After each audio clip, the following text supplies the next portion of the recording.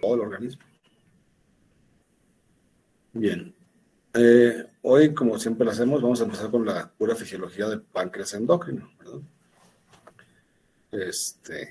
No sé, ¿quién va a iniciar? Yo, doctor. Emily, muy bien. Déjeme comparto. Sí, claro.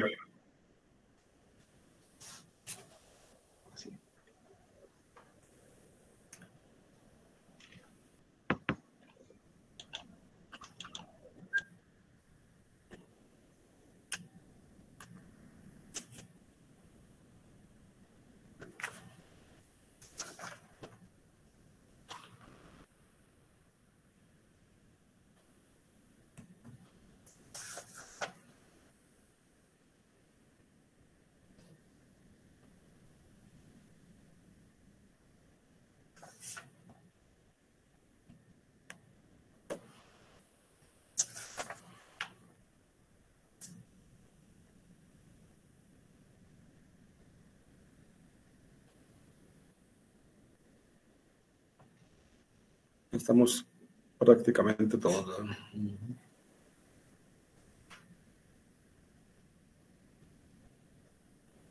Ya estamos todos, adelante.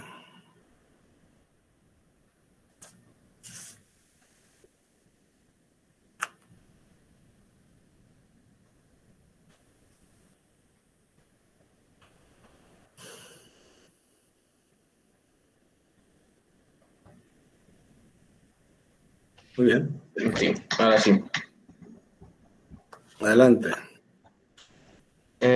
Vamos a comenzar con el tema de anatomía y fisiología del páncreas endocrino. El tema va a estar presentado por nosotros, sus compañeros Emery Gutiérrez y Evelyn Arriaga. Bueno, vamos a comentar con una descripción un tanto detallada de la anatomía del páncreas. Vamos a tener que, en cuanto al color, se presenta de tipo rosa asalmonado.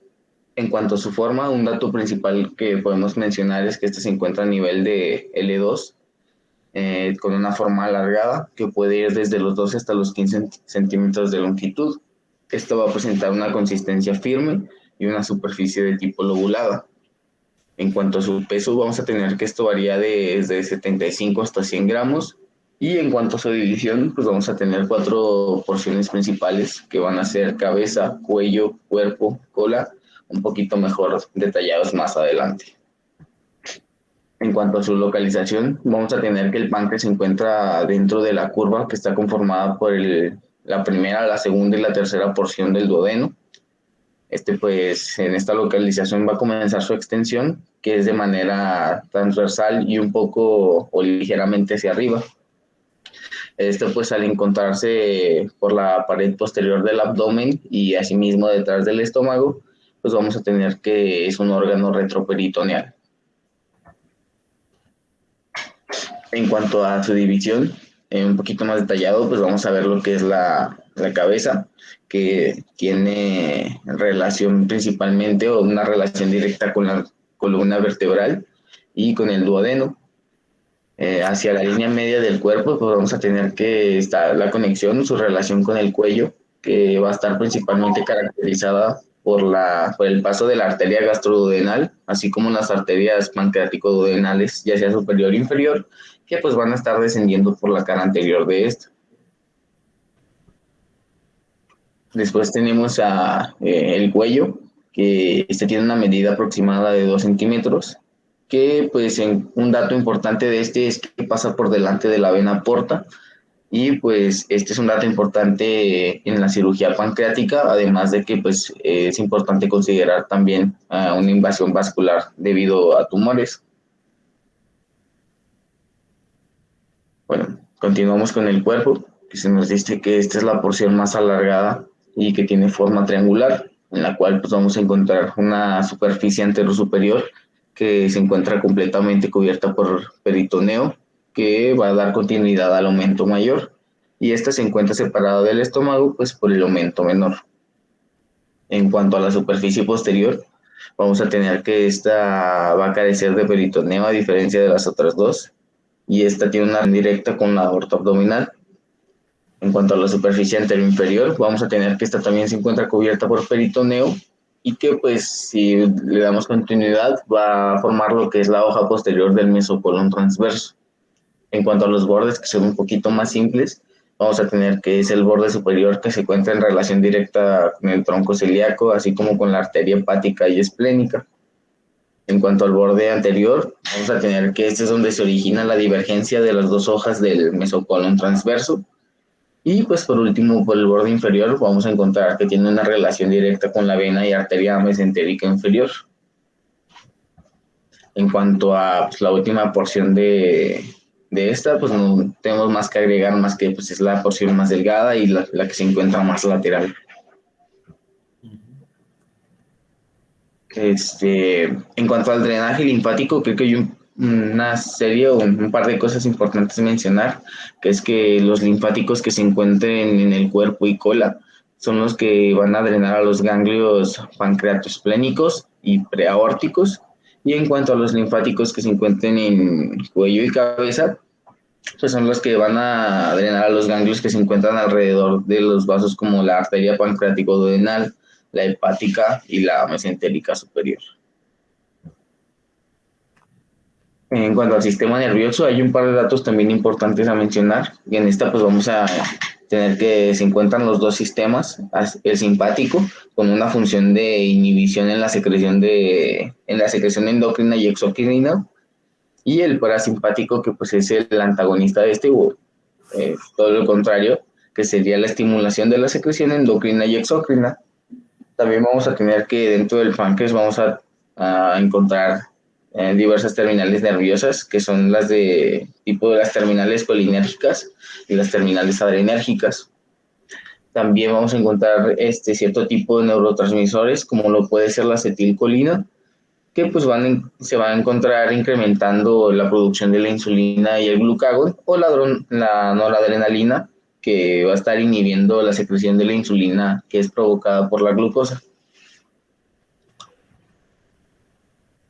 Bueno, en cuanto a la histología del páncreas, vamos a tener que un páncreas endocrino es equivalente a 1.000.000 de islotes de Langerhans, cada uno con una medida de 100 a 200 micrómetros. También vamos a tener que el número de islotes se va a incrementar conforme nos acerquemos a la parte distal del cuerpo y la cola. Y un poquito más hablando más a fondo de la histología, vamos a tener que en los islotes de Langerhans se encuentran presentes 6 tipos de células. Las primeras 3, las principales o más comunes, y las del 5 al 6, pues no tanto. Vamos a tener, como en principio, pues las células beta, que son las que producen insulina, y estas pues se van a encontrar en la porción más central de los islotes. Después tenemos a las células gamma, que son las que secretan el glucagón. Y son las alfa. Sí. Las células alfa, perdón, que son las que secretan glucagón y que se encuentran periféricos en los islotes. Después tenemos las células PP o Y, que estos se van a encontrar, perdón, principalmente en los islotes en el lóbulo posterior, que se encuentra en la cabeza del páncreas. Una de las células secundarias, por así decirlo, que tienen más relevancia son las células de I, que son las que contienen al polipéptido intestinal vasoactivo, o VIP, que tiene una gran relevancia pues por el número de reacciones que genera, como puede ser la gluconeogénesis, como la hiperglucemia, la secreción de líquido gastrointestinal. También tenemos a las otras células, como pueden ser las células S, que son las que contienen a la somatostatina, y por último pues las células enterocromafines, que son las que van a sintetizar la serotonina y pues tienden a ser origen de tumores pancreáticos. Bueno, en cuanto a la fisiología del páncreas, como ya hemos venido mencionando, pues vamos a tener que estar conformado por islotes pancreáticos compuestos de distintas células con distintas funciones, como lo pueden ser la secreción de insulina, glucagón, somatostatina o el polipéptido pancreático. También vamos a tener que es de suma importancia la interacción intracelular de estas células, pues para la secreción de dichas hormonas. En cuanto a las hormonas, pues vamos a hablar un poquito más específico de las tres más importantes. Es principalmente, o en primer lugar, tendríamos a la insulina, que esta tiene principalmente funciones anabólicas en lo que sería el metabolismo de aminoácidos, de carbohidratos y de proteínas. En cuanto a sus funciones, tenemos que esta van desde la estimulación de la síntesis del glucógeno, así como el incremento de la glucosa que se transmite hacia el músculo, también que induce la glucólisis, o también que puede inhibir la glucogenólisis, así como la gluconeogénesis hepática. También esta induce a la lipogénesis, que es la síntesis de ácidos grasos y triglicéridos, con una posterior captación de estos en los tejidos. También pues un incremento en la síntesis de proteínas, como el transporte de aminoácidos hacia el tejido también. También un dato importante es la concentración arterial y venosa de que puede ser de 3 a 5 microunidades sobre mililitro. Y en cuanto al proceso de eliminación de la insulina, tenemos que el 60% va a estar dado por el hígado y un 40% por el riñón. Vamos a continuar con lo que es la biosíntesis de la insulina. Vamos a tener que nuestro primer transcrito, que es la preproinsulina, va a sufrir un proceso de síntesis que ocurre principalmente en los ribosomas del retículo endoplásmico rugoso, lo cual nos va a dar como resultado la proinsulina de 3 cadenas de tipo A, B y C.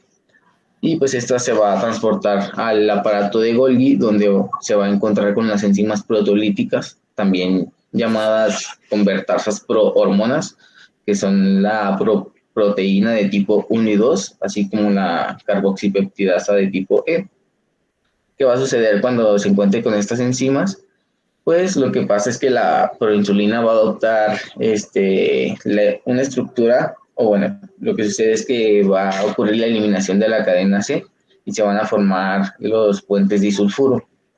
Una vez eliminada la cadena C, la cadena A y B, unidos por los puentes disulfuros, vendrían a ser lo que es la insulina, y pues nos quedaría sobrando el péptido C. El péptido C, pues tiene una principal utilidad pues para la verificación en pacientes que se encuentren con la utilización de la insulina exógena.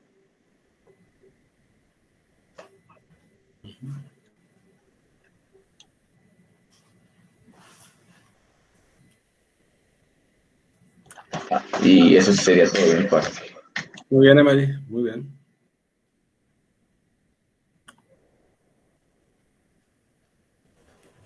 Bueno, voy a continuar. Había mucho eco, ¿verdad?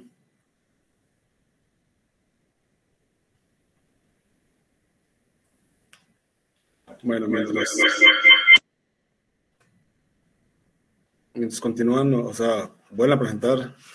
¿Alguien quiere agregar algo de lo que dijo Emery? A ver, ya no se escucha eco, ¿verdad? No, ya no, Emery, no estoy escuchando. Ok, una disculpa. No se apure. Ok, bueno. Bueno, vamos a continuar con lo que es la secreción de insulina, la cual va a estar regulada principalmente por la concentración de glucosa en sangre.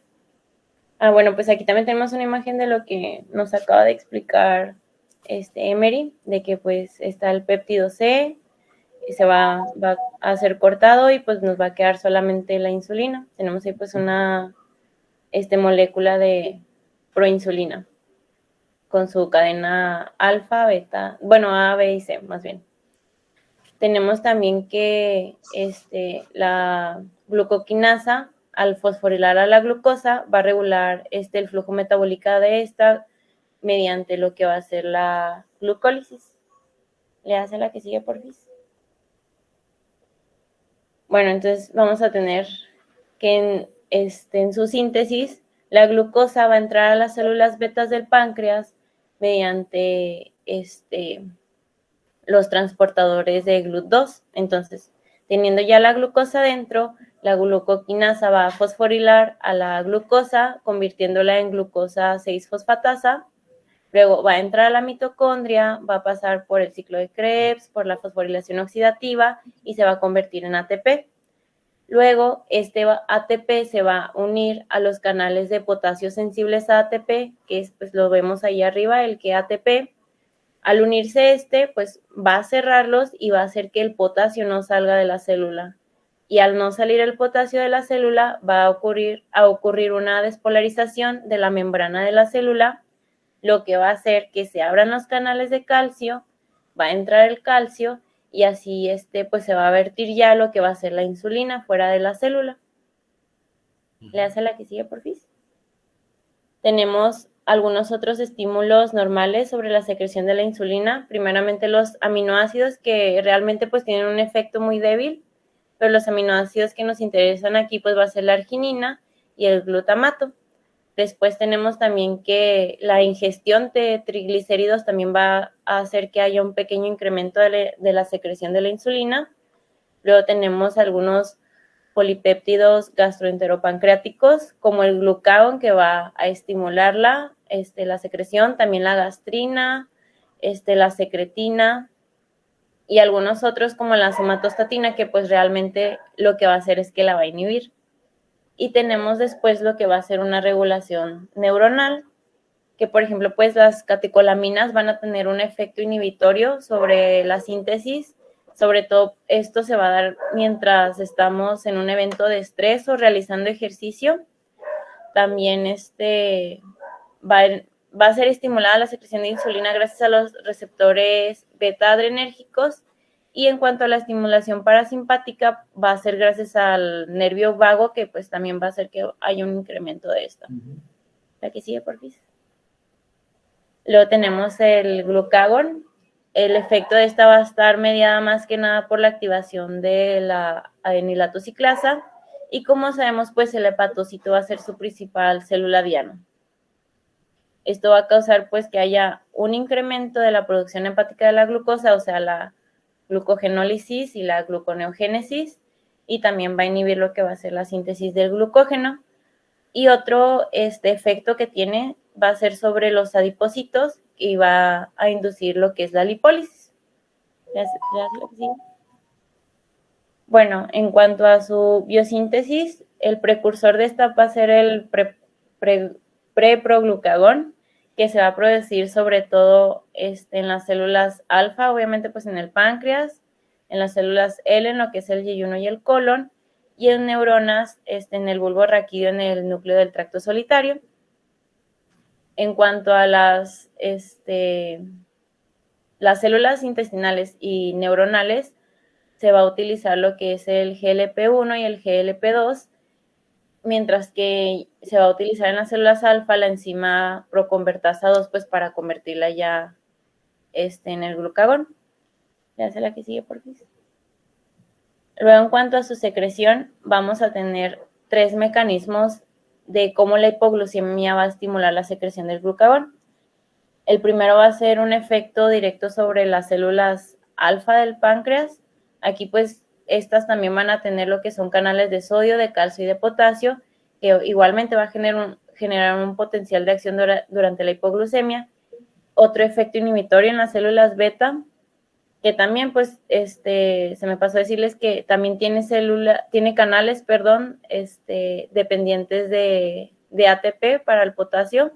Entonces pues igual va a ser que durante la hipoglucemia se van a abrir los canales de sodio, de calcio, se va a despolarizar la membrana y va a hacer que haya un mayor flujo de calcio y se va a inducir pues la secreción del glucagón. Al incrementar pues la glucosa extracelular va a haber un aumento de ATP, de ADP, se van a bloquear los canales de potasio y se va a inhibir esta secreción. Luego tenemos también una activación autonómica dada gracias a los nervios simpáticos, parasimpáticos y también gracias a la adrenalina. Va a haber algunos otros factores que o pueden ser estimulantes o inhibitores que pues podemos ver ahí a manera de resumen en esa tablita.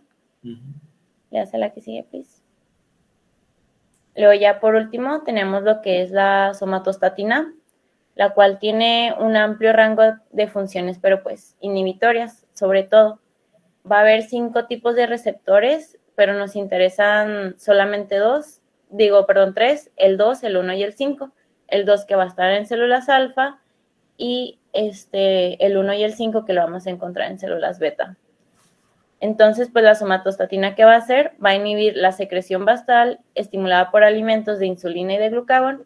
También va a impedir la secreción de polipéptido pancreático, de gastrina, de GIP, que viene a ser el polipéptido inhibidor gástrico, de la motilina, y también pues esto va a hacer que vaya a haber una inhibición de la digestión, de la absorción y también de la motilidad del intestino.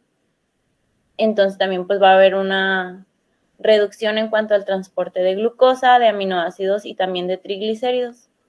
Ya se la que sigue. En cuanto a su biosíntesis, pues su precursor va a ser la preprosomatostatina, que va a estar conformado por una prosomatostatina y un amino terminal. Vemos aquí pues una molécula de prosomatostatina que va a estar conformada por 28 aminoácidos, la preprosomatostatina que va a estar conformada por 116, y la de 28 aminoácidos, la prosomatostatina, la vamos a ver más que nada en lo que son las células de la mucosa intestinal, y la de 14, que ya viene a ser la somatostatina como tal, pues en el páncreas. Ya sabe que sí. Luego ya por último tenemos que la liberación de somatostatina va a depender de lo que es el AMP cíclico, el PKC, los canales dependientes de ATP para el potasio, también los aminoácidos, la secretina, péptidos opioides, la acetilcolina, e incluso pues la propia somatostatina se puede inhibir a sí misma. Y pues eso es todo de nuestra parte, doctor. Muy bien, Evelyn y Emery. ¿Alguien quiere agregar algo? ¿Comentar algo más? Yo, doctor. Sí, Carlos. Bueno, que en una de esas propiedades de la insulina, ya ve que hace los tejidos más permeables, ¿no? A la glucosa. Así es. Pero una característica muy importante del músculo esquelético es que cuando se contrae, a veces no la necesita. O sea, porque al contraerse aumenta la translocación del receptor GLUT4 para glucosa, y es la razón por la que a pacientes que tienen diabetes tipo 1, tipo 2, pues que hagan ejercicio, ¿no? Porque así, pues sin la necesidad de insulina, ayudan al transporte de glucosa extracelular. De acuerdo. Muy bien, Carlos. ¿Algo más o alguien más? Bueno. Muy bien. Entonces, primero vamos a ver algún aspecto de anatomía que es fundamental. Por ahí mencionó Emery y está bien claro que, todos los datos anatómicos están bien señalados. Aquí además hay que recordar una situación.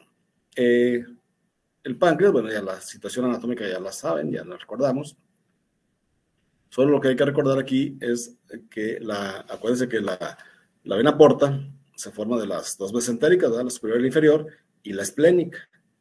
La esplénica, ya sabemos, viene del vaso, y también, igual que la arteria que ahorita mencionó Emery, corre o recorre por el borde superior del páncreas. Para unirse a las mesentéricas. ¿Quiere que proyecte eso, doctor? Pues si gusta, sí. Sí, claro que sí, Evelyn. Entonces, cuando comemos, ya dijeron los estímulos principales, la glucosa y algunos aminoácidos o proteínas, ¿verdad? Bueno, ahí está ese. En el drenaje linfático está bien claro, en esta lámina se ve cómo esta vena, la esplénica, pues, recorre el borde superior del páncreas, viene del vaso y se une a las mesentéricas para formar la porta y luego ya entra al hígado. Esto es importantísimo porque recuerden que un sistema porta como este y el otro que el porta hipoficiario pequeñito ya en el coco, ¿verdad? Que es grande, lo que hace es llevar todos los nutrientes, ¿verdad? Que ya comimos, se absorbieron, y van por las venas mesentéricas y luego viene la esplénica a unirse más arriba. Entonces llegan los nutrientes al hígado, al laboratorio del cuerpo, ¿verdad? Donde va a empezar a formar, tiene múltiples funciones el hígado. Entonces, Esto que esté aquí así anatómicamente, pues no es coincidencia, ¿verdad? Así fuimos diseñados. Porque, ¿cuánto es la vida media de la insulina? 6 minutos. De 6 a 7 minutos, muy bien, Carlos. ¿Y cuánto estiman que llegue, en cuánto tiempo llegue la sangre del vaso al hígado por la vena esplénica y luego uniéndose a la porta? Más o menos, ahí algo. ¿Cuánto tiempo creen que una vez que secreta la insulina el páncreas y drena por las capilares y luego llegan a la vena esplénica, que viene del vaso para rumbo al hígado, ¿cuánto tiempo creen que pueda llegar, digamos, unos glóbulos rojos que salen del vaso y llegan al hígado por la vena esplénica? ¿Cuánto? A ver, digan algo. ¿En minutos? Minutos o hasta segundos, ¿verdad? Así es. Yo creo que no pasa más de un minuto en que la sangre que drena del páncreas a la vena esplénica llega al hígado. Entonces es importante porque la vida media de la insulina es de 6 a 7 minutos y entonces una vez que ya nos dijeron claramente que llegan los estímulos para que se secrete insulina, se lleva a cabo la secreción de insulina y entonces los nutrientes ya están llegando al hígado por las mesentéricas vía porta y la esplénica empieza a llevar la insulina que secretó el páncreas. ¿Sí? Básicamente la esplénica, también hay otras venas menores. Y entonces inmediatamente llega al hígado y empieza a buscar los receptores para llevar a cabo sus acciones. Evidentemente, no toda la insulina que se produce en esos momentos se va a quedar en el hígado. Recuerden que la circulación sale por las suprahepáticas a la circulación general y también tiene que ir a otros tejidos como el adiposo y el muscular, la insulina. Bien, y entonces, pero el hígado es la principal sitio donde llega pues la insulina y empieza a unirse a sus receptores. Aquí en este punto entonces, como les digo, no es coincidencia que estemos aquí, tengamos aquí todo este complejo de hígado, duodeno, páncreas, el vaso, todo está aquí para llevar a cabo esta acción de la insulina. Entonces, el receptor de la insulina, hay que recordar que es un receptor de membrana. La insulina, al ser una hormona polipeptídica, con 2 cadenas que ya lo mencionaron, pues no puede atravesar la membrana celular y tiene receptores en la membrana celular de los hepatocitos, de los adipocitos, etc. Acuérdense que en el cerebro no. El cerebro pasa por difusión de la glucosa, el cerebro, las neuronas no necesitan de esto. Bien. Entonces, el receptor de insulina es fundamental para recordar la fisiopatología de las diabetes, tipo 1, tipo 2, sobre todo la tipo 2. Es pues un receptor de membrana, tiene 4 subunidades, 2 alfa, 2 beta. Unas están fuera de la membrana celular y las otras están atravesando la membrana para poder actuar. Entonces, una vez que a través de los GLUT2 que ya mencionó sus compañeros, ingresa a la célula para que se haya la secreción de insulina, ¿verdad? Aquí están, el GLUT2, ¿sí? Una vez que entra la glucosa a la célula, ¿verdad? Y se activa todo el mecanismo para que se pueda secretar la insulina. Sale la insulina a la circulación, como decíamos ahorita, llega al páncreas, al hígado, y empieza a actuar con su receptor. Y entonces el receptor de insulina, ahí en la membrana, primera acción que tiene la insulina es el evidente de que tiene que meter glucosa a la célula, es decir, para restaurar la homeostasia. Porque una vez que almorzamos alegremente en la mañana, pues evidentemente nuestra glucosa postprandial se eleva, ¿verdad?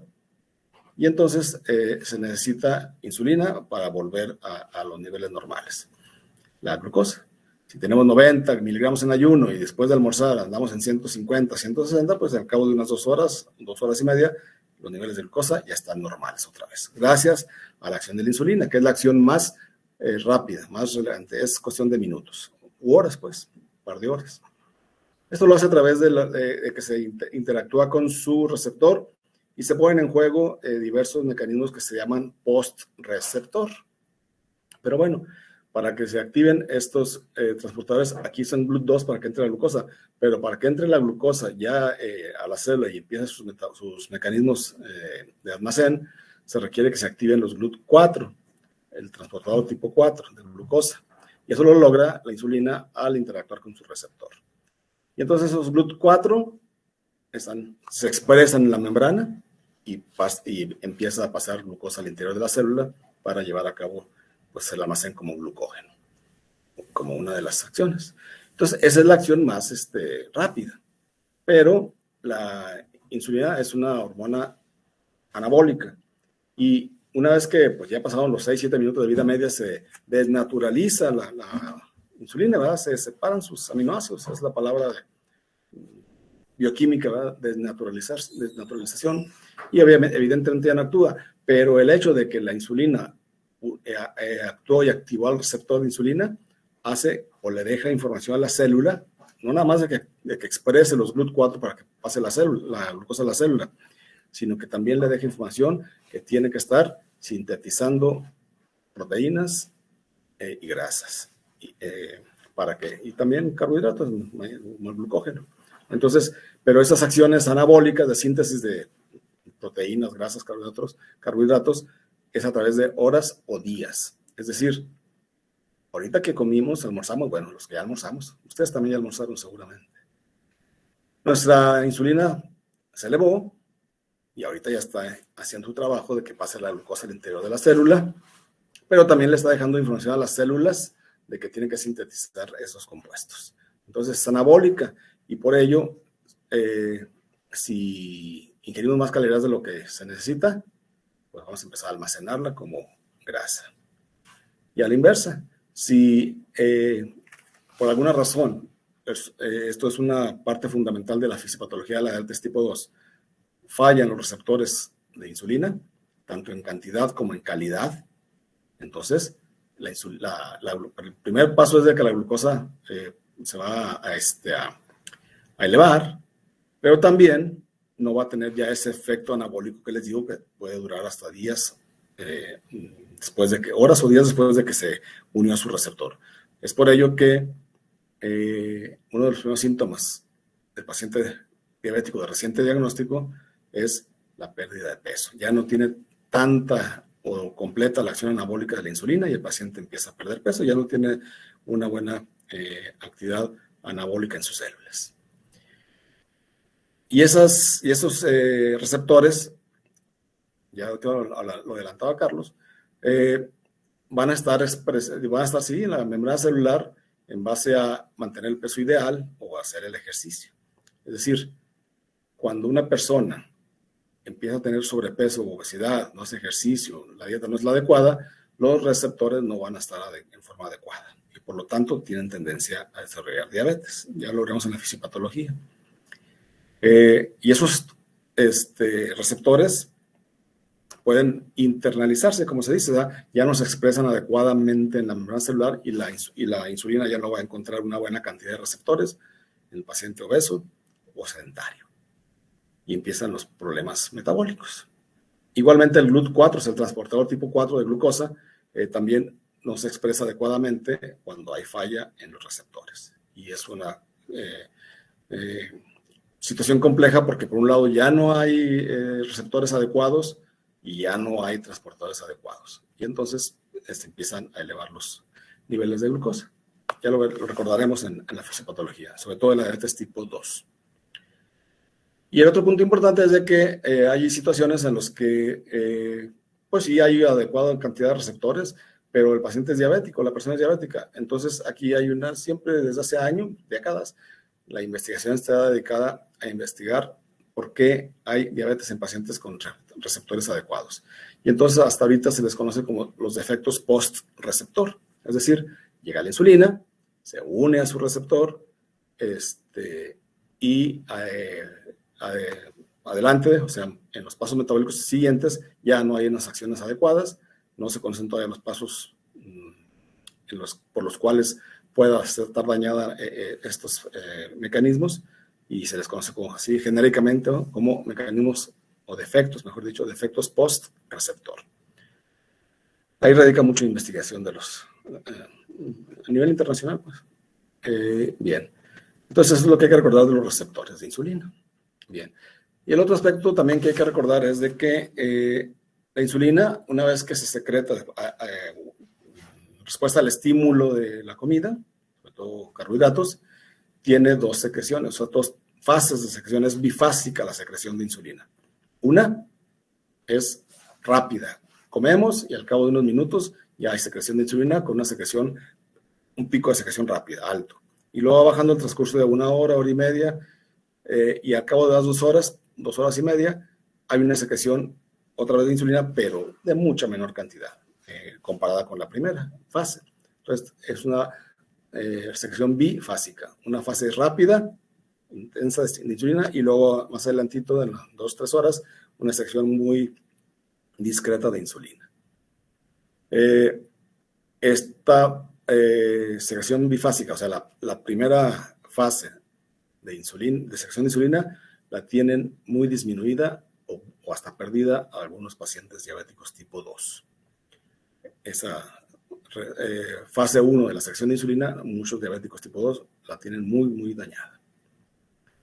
Bien. Bueno, pues yo creo que será lo más relevante que quería comentar con ustedes.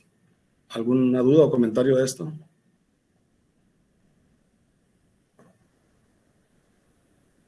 Yo, doctor, Sí. comentaba que cuando hay, por ejemplo, falta de insulina, los pacientes empiezan a tener una pérdida de peso. Y mi duda es, o sea, clínicamente nosotros, ¿cómo podemos sospechar lo contrario? O sea, de que el paciente está teniendo un exceso de la producción de insulina. Bueno, vamos a adelantar la clase del viernes. Bueno, una parte, no toda. Cuando una persona tiene cierta carga genética de diabetes, y a veces ni la tienen directamente de padres o papá o mamá, sino hasta de los abuelos, y el paciente no tiene unos buenos hábitos alimentarios, ¿verdad? Entonces, los receptores no están adecuados, como decíamos hace ratito. Y entonces viene un periodo de hiperinsulinismo. O sea, el páncreas empieza a secretar más insulina con el afán de que haya el efecto de meter glucosa a la célula y llevar a cabo sus acciones anabólicas de síntesis de proteínas, que decíamos de grasas, etc. Eso el páncreas lo logra durante hasta varios años, dura varios años en hiperinsulinismo. Pero la insulina en exceso, paradójicamente, es dañina para la célula beta. Y entonces, al cabo del tiempo, se dañan los receptores, se daña la célula beta, y entonces ya viene la diabetes franca con la pérdida de peso, porque ya no va a haber una cantidad adecuada de insulina, es decir, bajan los niveles de insulina y suben los niveles de glucosa. Y durante ese periodo de hiperinsulinismo, el paciente está con glucosas normales, ¿verdad? No tiene mayor problema. Incluso uno los asusta y dice, ya póngase en orden, haga ejercicio, coma saludablemente, porque si no, en cualquier momento usted puede empezar con diabetes. Pero como ellos van a los laboratorios sin nada de restricción y se hacen, a ver, hágame una glucosa en ayuno, y le salen 90, 95, va y me dice, mire, doctor, pues usted más me está asustando. Sigo con los mismos hábitos y traigo 95 de glucosa. Pues sí, es válido porque está en ese periodo que se le conoce como resistencia a la insulina.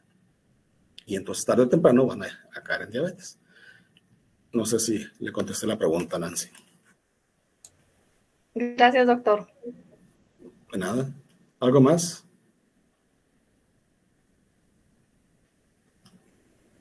¿No? Bueno, si no hay otro comentario, aquí le dejamos por hoy, jóvenes.